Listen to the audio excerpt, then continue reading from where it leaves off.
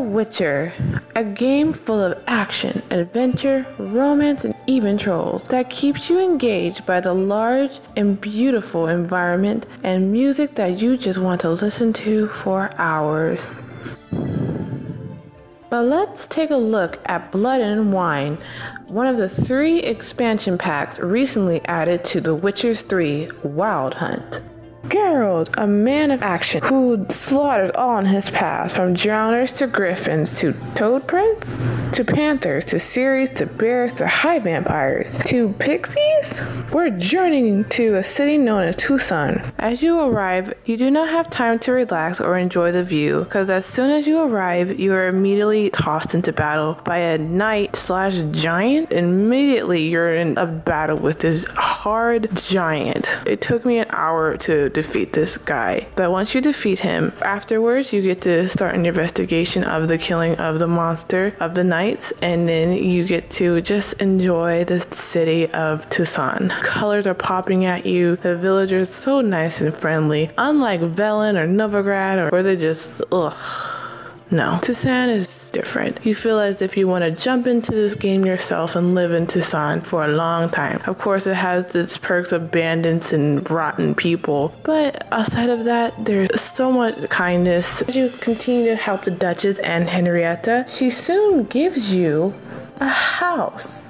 That's right, Geralt finally gets a house where he can settle down and enjoy his life. But of course, he's in the midst of his work, so he can't give up that easily. But as soon as the quest or the story ends for Blood and Wine, you can enjoy the vineyard all to yourself with the cook you rescued later on in the game. After getting a lead of the monster who's been targeting the knights and killing them, leads to this event where you have to perform 2 tasks: finding a goldfish and finding a white horse that has the clues of who the target is and where he's located. After finding these 2 and Henrietta, who was with you the whole time giving you the leads, then you've put the clues together, realize that the man or monster, whoever he is now at the greenhouse. When Geralt arrived with the Duchess, there is no one there but a dead body. But then Geralt uses his Witcher senses and follows a clue leading to the riverbank, finding a man running to Deathlab, a tall, high vampire whose dark, mysterious beak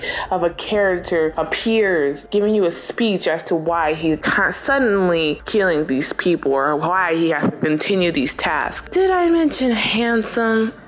After the heated battle between Deathlab and Geralt, where Deathlab suddenly comes behind Geralt, about to perform the final blow, where his friend Regis suddenly steps in between the two, and Geralt and Deathlab, where Deathlab drives his hand through his friend's chest. At first, you think Regis is dead, but then you realize he's a vampire too, and not just any vampire, he is a high vampire willing to protect his friend. After the battle and Deathlab finally disappearing into the night, Geralt finally gets to reacquaint himself with his old pal, talk about the old times, but also what's going on, and they both come to an agreement as to find Deathlab and try to get his side of the story as to why. My thoughts on these 2 characters, or 2 new characters, is Deathlab and Regis, is suddenly a yin and yang type of personality. You have Regis, who's the gentle, kind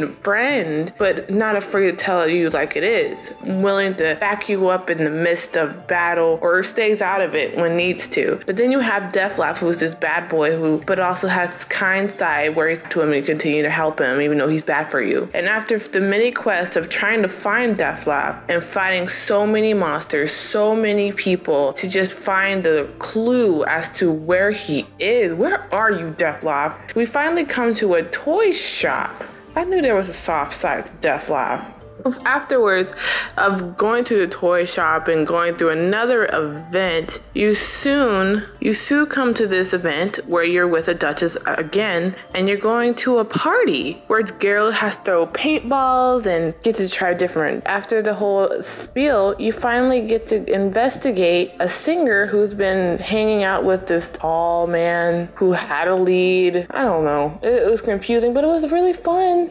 Then afterwards, you go and meet the Duchess's acquaintance, friend, I don't know, because it's like, it's not very clear. Like, when you're going through this quest, there's not a clear direction. There's a story behind them, but it's like, what then? But then afterwards, Geralt, Regis, and Dettlaff, because Regis had to stay behind to talk to Dettlaff without Geralt, get him on their side, because Regis and Geralt been searching all this time to help him, because they realized that Dettlaff has been blackmailed by his lover. But that comes later. As they finally come together and sit, and Dettlaff kind of apologizes to Geralt for what he did and how he treated. Now afterwards, the conversation, Geralt had to go to Dettlaff's lover, Syanna, or another name, but she is not the kindest girl in the bunch. She is kind of evil. After finding out Syanna was betraying Dettlaff the whole time, and he demanded that the two of them meet at the same place where Regis pretty much tortured himself to finding Dettlaff. But after 3 days, the Duchess refused to help Geralt bring the two of them together, and Dettlaff's threat came true. His threat was to send his vampire army to Toussaint and slaughter anyone who they come across until Syanna and Dettlaff meet. But it was kind of difficult because the Duchess was stubborn and refused to help. She even threatened Geralt many times throughout their conversation, and Geralt, because she had a dialogue where he had a chance to defend himself against her. She pretty much demanded that Dettlaff's head over the betrayal of the knights being slaughtered randomly. The Duchess refused to believe that her sister Syanna had anything to do with the murders of the knights, and refused to look at any of the evidence and tried to just be there for her sister. But I don't get it, and anyone in her shoes would, but at the same time, her sister's kind of evil, and she needs to wake up to the fact that she betrayed many people just to get what she wanted.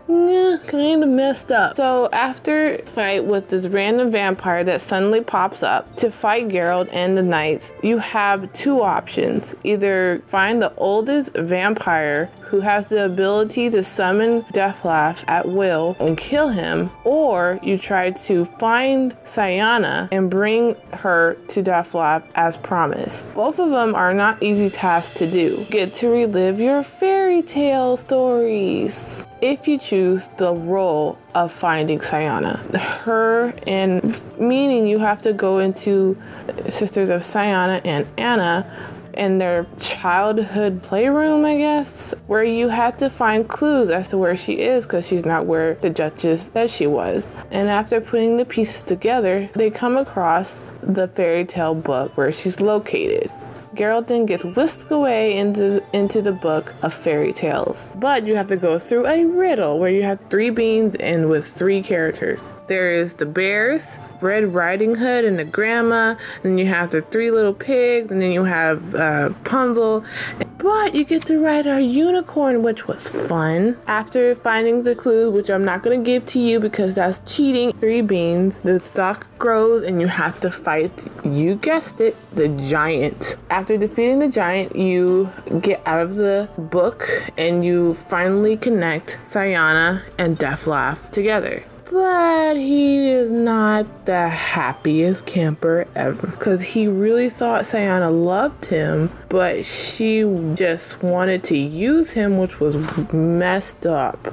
Geralt tried to get involved and get in the middle, then Dettlaff throws Regis into the rubble, and then Dettlaff and Geralt is finally about to start. It was a hard battle, and you have the form you battled before, and then you have the flying pterodactyl creepy, and then you have the one where he just looks just weird and just like. So with this expansion and how it ended, after playing the expansion pack, I would rate the game a 4 because there's a lot to do. The storyline is amazing. There's a lot of glitches and a lot of bugs, but outside of that, it was a really fun game to play. I enjoyed it very much, and I look forward to whatever new expansion packs they come up with. So before I end this video, I would like to know your favorite character from the Witcher series, whether it's Geralt or Triss or Yennefer, whomever you enjoyed the most. Please tell me in the description below, and I'm going to tell you mine now. My favorite character from this series is the Sage Elf himself, Avallac'h, because of his mystique,